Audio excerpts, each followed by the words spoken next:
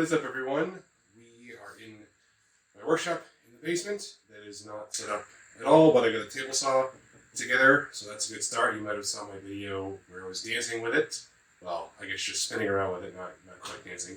But anyways, this will probably be the first longer video in here, depending on how lazy I am about editing and uploading. But I saw this on Amazon and thought I should make a video about it because I haven't seen anybody else do it. This is a knockoff of the Microjig, and I have a Microjig, but I can't find it in any of the boxes around here. So I went out and bought another one, and actually ended up getting it for $45 rather than $60. That's what it rang up as, and I wasn't going to ask any questions, so that was pretty good. And this one I got because it was on a lightning deal. I think that's why it popped up in Amazon. I don't remember where I saw it, but yeah. So this one was $30. It's regularly $40, and it looks similar. And we're going to compare the two today. And I hate asking for likes and shares and subscribers, but since I already have one of these, I don't really think I'm going to need a second one. So if this video makes 100,000 views and I don't know, we'll say like 500 likes, which hasn't happened on my channel yet, then I will give this one away. So the box on the Microjig is definitely better than the other one, and I mean everybody's seen this one. It's the yellow. This one's in a few more pieces. I'm not a big fan of yellow, but the color is definitely better than this one. And I've already kind of opened this a little bit just to see, but I wanted to see if they're both packaged about the same. This one's in 3 parts. The Microjig is in several different parts. The first thing I noticed is these are probably made the same way. I don't think they're in injection molded plastic. It looks like it's just some sort of like compressed molding. I don't know what they make. I don't know if it's plastic, but they definitely compressed a bunch of material together to make this. The next thing I've noticed is that the rubber, or whatever this is, I guess it's rubber, this is very different. The Microjig is more squishy, and this one is harder. The Microjig doesn't slide, but this knockoff doesn't slide as much, but I can push it across the table. Maybe when I get these pieces assembled, I'll be able to get a better grip on it and push the Microjig across the table, but we'll see.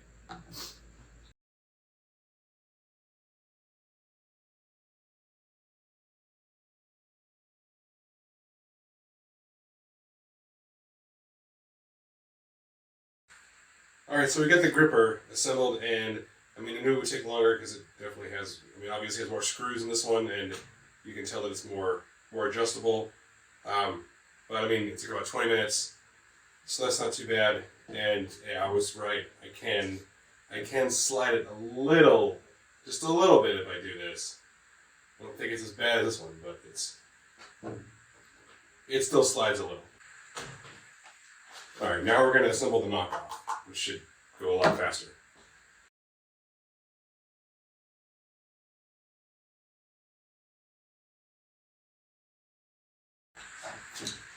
Alright, so we got both of them assembled, and as far as looks go, the Microjig definitely looks light years better than the Xebec.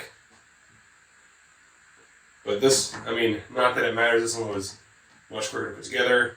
There's no O-rings on these, and I didn't even realize this middle part was adjustable, because it already came pre-attached, but it's not easily adjustable.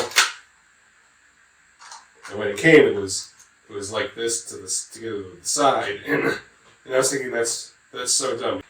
I wouldn't want the smaller side to be stuck up against the large metal piece, because then you can't cut smaller pieces. You have, what is this, like maybe it's a 1/4 inch, or what's the? Yeah, I guess it's the same size as the gripper. But yeah, I want to be able to put this side between the blade and the fence to cut smaller pieces. This sometimes you want to cut things thinner than this. And just for comparison, sliding the middle leg on the Microjig is much easier. The Microjig, when you assemble the Microjig, it also has you push down and then tighten the screws on the sides of the legs. But with this one, there were screws over here, but there's really no way to push down and level it. So you kind of just, you hope that it's level. I mean, it looks, I'm assuming it doesn't really rock, so I guess it's flat. Although your experience may vary. As far as weight goes, the Z-Back one is heavier, but the Microjig is weighted better. It kind of doesn't make sense. It feels better. The weight is distributed differently, and I have a feeling it's going to feel better when you're trying to push.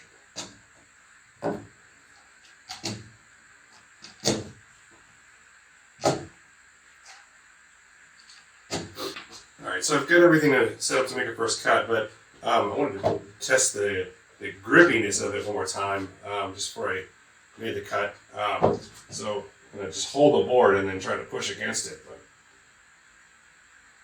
I don't think you'll ever be putting that much pressure, but I mean, it's just for comparison.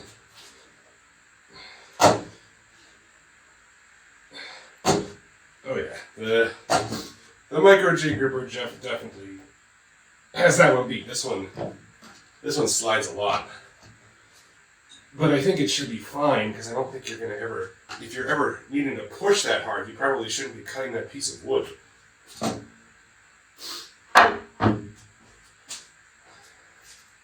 All right, now we'll test it pushing the wood. Alright, so this part's going to be fun. I need to get that electrical taken care of, and this is what it looks like when I turn on the saw.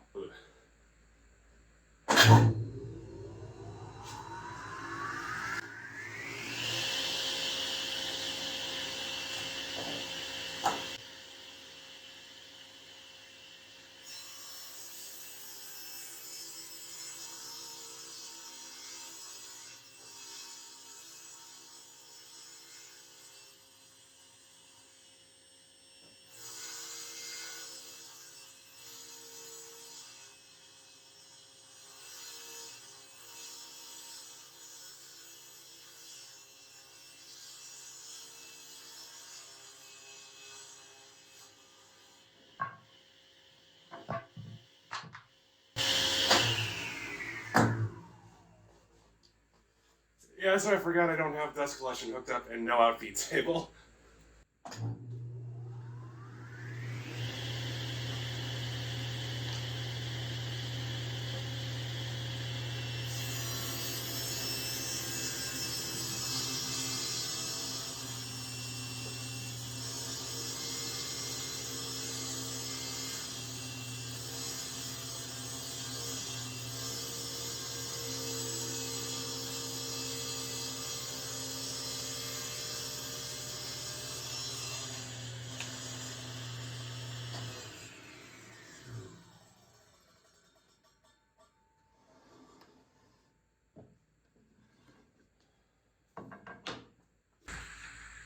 So, I mean, based on one cut with each, I mean, you really don't notice any difference. I forgot to adjust this middle leg when I was cutting, so it wasn't even tight.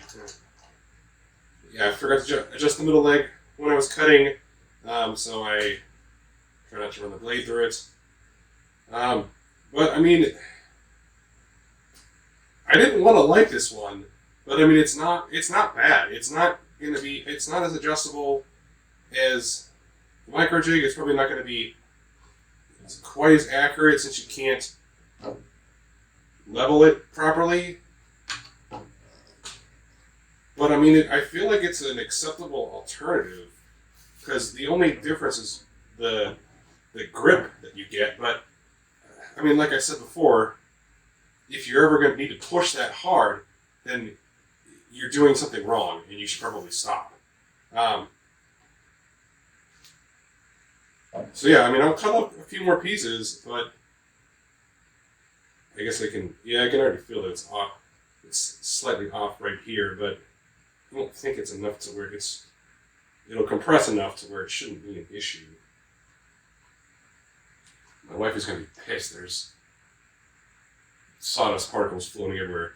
And you know, I've always wondered why people don't use earplugs with a saw stop, because I've always used the job site saw, or the job site saw. That thing is so loud. You need earmuffs when you turn it on. But I mean, I've never actually used a cabinet saw, and this is so quiet compared to the job site saw that you almost don't. I mean, I'm gonna put something on eventually, but I mean, you really don't need hearing protection. Although you should probably wear hearing protection. But yeah, that answered my question as to why I never see a couple people wearing ear protection when they're using a saw stop.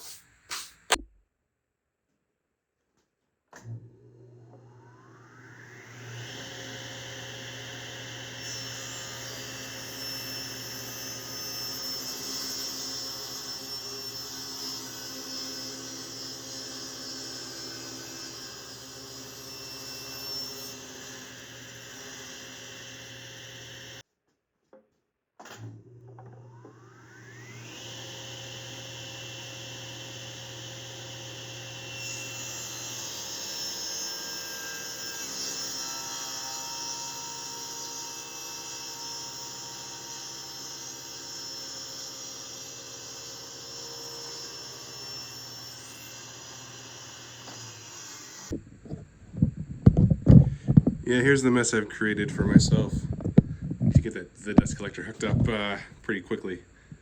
Alright,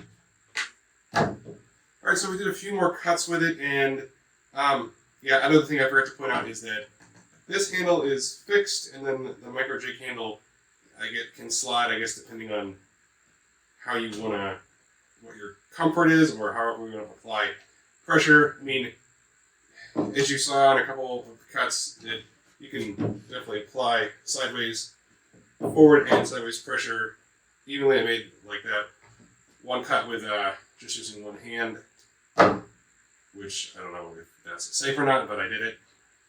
So as ugly as this thing is, if you want to pay about half the price of the gripper, then I mean, I can't see anything wrong with buying this one, other than it just being a knockoff of this, and Microjig being a better company than this. I mean, I personally would rather buy this one just to support Microjig, since it's made in the USA. If that's a concern of yours, this one is probably not made in the USA.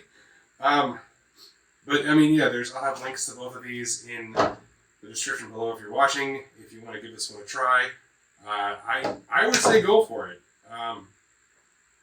because I know like the cost of this is kind of prohibitive for some people. So this one's a little cheaper. So if you're looking for something that, if you don't want the easy adjustability or the additional attachments that go along with it, then you could probably get by with just the knockoff, the Z-Bag. So if you're still watching, then I hope this was informative, and I will see you hopefully when my shop is a little more put together. I'll at least have the dust collector set up next time.